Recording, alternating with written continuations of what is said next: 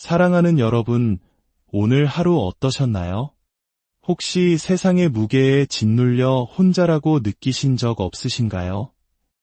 혹은 모든 것을 뒤로하고 아무도 없는 곳으로 훌쩍 떠나고 싶다는 생각을 해본 적은 없으신지요? 우리 모두의 마음속에는 때때로 숨고 싶은 연약한 어린아이가 살고 있습니다. 오늘 우리는 약 3000년 전 한 위대한 왕이자 시인이었던 다윗의 노래를 통해 이 깊은 고독과 방황의 감정을 마주하고 그 안에서 놀라운 위로와 평안을 발견하고자 합니다. 그의 노래는 단순한 시가 아니라 시공을 초월하여 오늘을 살아가는 우리 모두의 영혼에 울림을 주는 하나님의 약속입니다. 이 깊고 은혜로운 말씀의 여정을 시작하기에 앞서 잠시 여러분의 손길을 부탁드립니다. 여러분이 눌러주시는 좋아요와 구독은 이 따뜻한 위로의 메시지가 어둠 속에서 길을 잃은 또 다른 영혼에게 다가갈 수 있는 귀한 빛이 됩니다. 이 말씀을 나누는 모든 분들의 삶에 하나님의 크신 평안과 축복이 함께하기를 기도합니다. 이제 성경 시편 139편 7절부터 12절까지의 말씀을 함께 들어보시겠습니다. 내가 주의 영을 떠나 어디로 가며 주의 앞에서 어디로 피하리이까? 내가 하늘에 올라갈지라도 거기 계시며 스올에 내 자리를 펼지라도 거기 계시니이다. 내가 새벽 날개를 치며 바다 끝에 가서 거주할지라도 거기서도 주의 손이 나를 인도하시며 주의 오른손이 나를 붙드시리이다. 내가 혹시 말하기를 흑암이 반드시 나를 덮고 나를 두른 빛은 밤이 되리라 할지라도 주에게서는 흑암이 숨기지 못하며 밤이 낮과 같이 비추이나니 주에게는 흑암과 빛이 같음이니이다. 아멘. 참으로 아름답고 장엄한 고백입니다. 성경은 단순히 지식을 전달하는 학술서적이 아닙니다. 성경은 처음부터 끝까지 우리의 삶과 경험 속에서 살아 움직이는 하나님의 진리를 이야기합니다. 그래서 우리가 성경을 펼칠 때 우리는 이론적인 지식이 아닌 실질적이고 인격적이며 우리의 마음을 움직여 하나님을 경배하고 순종하게 만드는 살아있는 말씀을 만나게 됩니다. 지난 시간 우리는 시편 139편의 첫 부분을 통해 하나님은 모든 것을 아신다는 전지성에 대해 묵상했습니다. 하지만 다윗을 경탄하게 한 것은 단순히 하나님이 모든 것을 아신다는 사실 그 자체가 아니었습니다. 그를 진정으로 놀라게 한 것은 바로 그 위대하신 하나님께서 나라는 한없이 작은 존재를 속속들이 알고 계신다는 사실이었습니다. 하나님은 우리가 우리 자신을 아는 것보다 우리를 더 깊고 정확하게 아십니다. 다윗은 이 놀라운 진리 앞에서 이렇게 고백합니다. 이 지식이 내게 너무 기이하니 높아서 내가 능히 미치지 못하나이다. 그는 자신의 이해를 초월하는 하나님의 지식에 압도되었습니다. 그리고 이 고백은 오늘 우리가 함께 나눌 두 번째 주제, 즉 하나님은 어디에나 계신다는 하나님의 편재성으로 우리를 자연스럽게 이끌어줍니다. 나를 아시는 하나님은 또한 나와 항상 함께 하시는 하나님이십니다. 7절에서 다윗은 두 개의 질문을 던집니다. 내가 주의 영을 떠나 어디로 가며 주의 앞에서 어디로 피하리이까? 이 질문의 의도는 무엇일까요? 혹시 다윗은 자신을 너무나 잘 아시는 하나님으로부터 도망칠 방법을 찾고 있는 걸까요? 하나님, 당신은 나에 대해 너무 많은 것을 아십니다. 내 모든 생각과 행동을 아시니 차라리 당신의 시야에서 벗어날 수 있는 곳은 없나요? 라고 묻는 것일까요?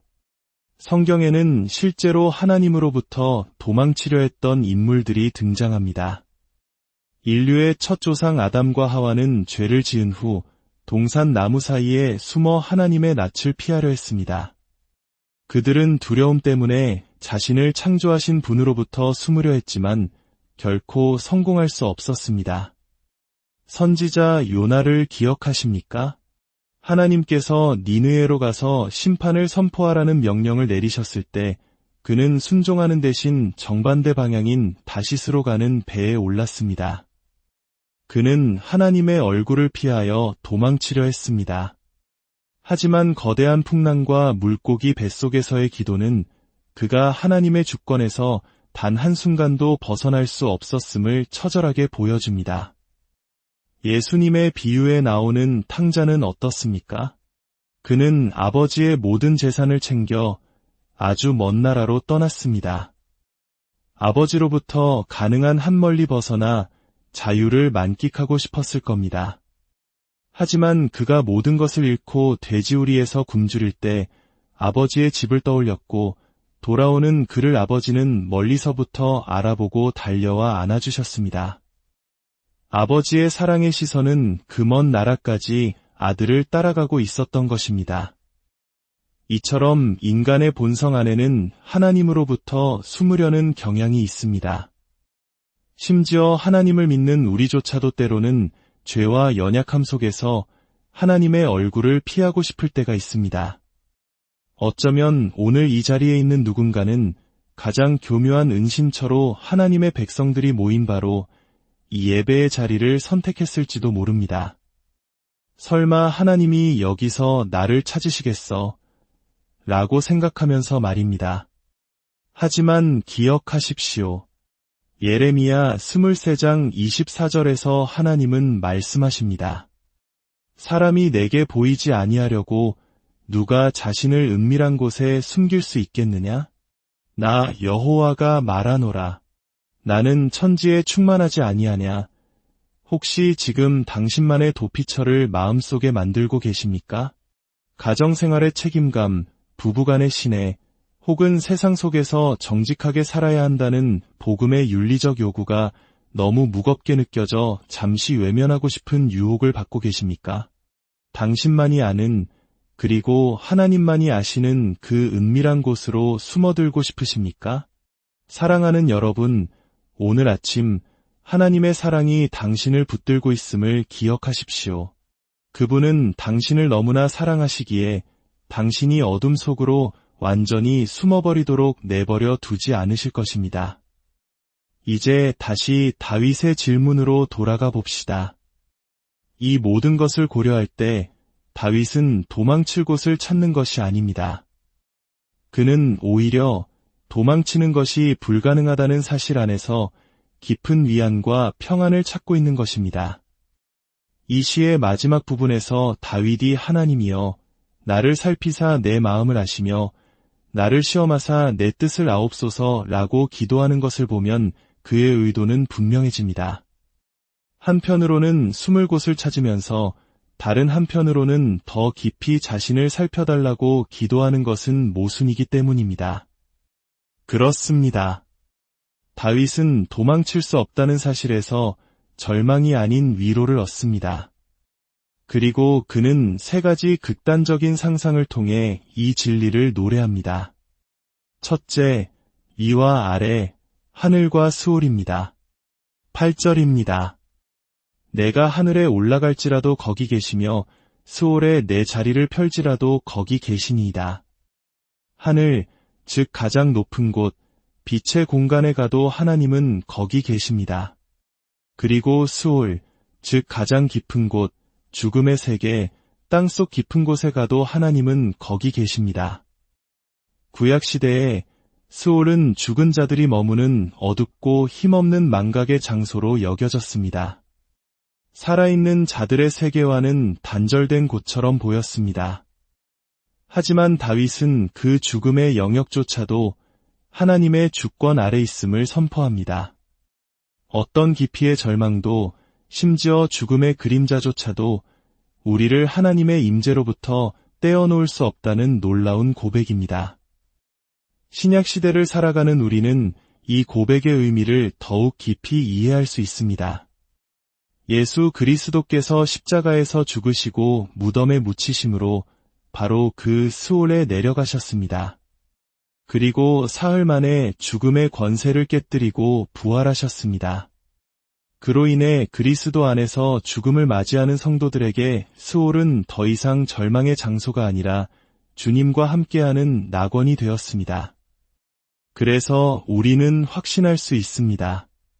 삶의 가장 높은 환희의 순간에도, 죽음과 같은 가장 깊은 절망의 순간에도 주님은 거기 우리와 함께 계십니다. 둘째, 동쪽과 서쪽, 공간의 끝입니다. 9절과 10절입니다. 내가 새벽 날개를 치며 바다 끝에 가서 거주할지라도 거기서도 주의 손이 나를 인도하시며 주의 오른손이 나를 붙드시리이다. 새벽 날개는 아침 햇살이 동쪽 끝에서 서쪽 끝으로 순식간에 퍼져나가는 모습을 시적으로 표현한 것입니다. 빛의 속도로 날아가 이 세상 가장 먼 동쪽 끝으로 가거나 당시 이스라엘 사람들에게 세상의 서쪽 끝으로 여겨졌던 거친 지중해 바다 한가운데에 거주하게 될지라도 그곳에서조차 하나님의 손이 나를 인도하시고 그분의 오른손이 나를 굳게 붙드신다고 노래합니다. 그 어떤 물리적 거리도 우리를 하나님의 보호와 인도하심으로부터 분리시킬 수 없습니다. 당신이 지구 반대편에 있을지라도, 가장 외딴 곳에 홀로 있을지라도 하나님의 강한 손은 여전히 당신을 붙들고 계십니다. 셋째, 빛과 어둠입니다. 11절과 12절입니다. 내가 혹시 말하기를 흑암이 반드시 나를 덮고 나를 두른 빛은 밤이 되리라 할지라도 주에게서는 흑암이 숨기지 못하며 밤이 낮과 같이 비추이나니 주에게는 흑암과 빛이 같음이니이다. 어둠은 우리를 다른 사람들의 시선으로부터는 가려줄 수 있습니다. 하지만 하나님의 눈을 피할 수는 없습니다. 하나님 앞에서는 가장 짙은 어둠도 대낮처럼 환합니다. 이것은 우리에게 얼마나 큰 위로가 됩니까? 우리가 인생의 캄캄한 밤을 지날 때, 한 치 앞도 보이지 않는 절망 속에 있을 때 우리는 혼자가 아닙니다. 우리를 보시는 하나님의 시선은 그 어둠을 꿰뚫고 우리에게 머물러 계십니다. 마치 어린아이가 어두운 방에서 무서워할 때 부모가 곁에서 손을 잡아주고 작은 등불을 켜주는 것처럼 하나님은 우리의 가장 어두운 순간의 빛으로 그리고 함께하심으로 우리를 지키십니다. 사랑하는 여러분, 다윗의 이 고백은 오늘 우리에게 중요한 진리를 가르쳐줍니다. 하나님은 우주의 어느 한 구석도 빠짐없이 당신의 임재로 채우고 계십니다. 하나님은 어디에나 계십니다. 하지만 여기서 우리는 한 가지 중요한 신학적 구분을 해야 합니다. 하나님은 어디에나 계신다는 말이 하나님이 곧 모든 것이라는 범신론적 사상을 의미하는 것은 아닙니다. 현대 사회에는 자연이나 우주, 혹은 우리 자신의 내면에서 신성을 찾으려는 다양한 영적 흐름들이 존재합니다. 자연이 곧 신이고 우리 자신이 곧 신의 일부라고 말하기도 합니다. 그러나 성경이 가르치는 하나님은 자연과 하나가 아니십니다. 하나님은 산과 언덕이 생기기 전부터, 이 땅이 형태를 갖추기 전부터 영원히 존재하시는 창조주이십니다. 하나님은 그분이 만드신 피조세계와는 구별되는 거룩하고 초월적인 분이십니다. 우리는 우리 내면 깊은 곳을 들여다봄으로써 하나님을 만날 수 없습니다. 우리가 정직하게 우리 자신을 마주할 때 발견하는 것은 신성이 아니라 죄와 상처로 얼룩진 연약한 자아일 뿐입니다. 우리가 하나님을 만날 수 있는 유일한 길은 우리와 하나님 사이에 놓인 그 경계선을 하나님께서 먼저 넘어와 주셨기 때문입니다. 바로 예수 그리스도를 통해서입니다. 보이지 않는 하나님께서 보이는 인간의 몸을 입고 이 땅에 오셨습니다. 그분의 이름은 임마누엘, 곧 하나님이 우리와 함께 계시다는 뜻입니다. 먼 하늘 위에 그저 존재하기만 하는 무관심한 신이 아닙니다. 별을 만드시고 바람을 다스리시는 위대한 창조주이실 뿐만 아니라 바로 지금 내 옆에서 나의 작은 신음에도 귀 기울이시며 나의 삶을 인도하시는 분이십니다. 혹시 당신은 인생이라는 나무 위에 숨어 하나님이 그냥 지나쳐 주시기를 바라고 있지는 않습니까? 예수님은 나무 위에 숨어있던 삭개오를 먼저 발견하시고 그의 이름을 부르시며 내가 오늘 내 집에 유하여야 하겠다고 말씀하셨습니다. 혹시 당신은 사람들의 시선을 피해 한낮의 뜨거운 볕 아래 우물가로 나온 사마리아 여인처럼 당신의 상처와 수치를 숨기고 있지는 않습니까? 예수님은 그녀에게 먼저 다가가 말을 것이고 그녀의 영혼에 가장 깊은 갈증을 아시고 영원히 목마르지 않는 생수를 주셨습니다. 하나님은 당신을 아십니다. 그리고 하나님은 당신과 함께 계십니다. 당신이 하늘 꼭대기에 있든 절망의 가장 깊은 곳에 있든 세상 끝에 있든 캄캄한 어둠 속에 있든 그분은 바로 거기 당신과 함께 계십니다. 도망칠 수 없다는 이 진리가 당신을 옥죄는 감옥이 아니라 당신을 안전하게 품어주는 가장 완벽한 품이 되기를 바랍니다. 이 진리 안에서 참된 자유와 평안을 누리시는 저와 여러분이 되기를 우리 주 예수 그리스도의 이름으로 간절히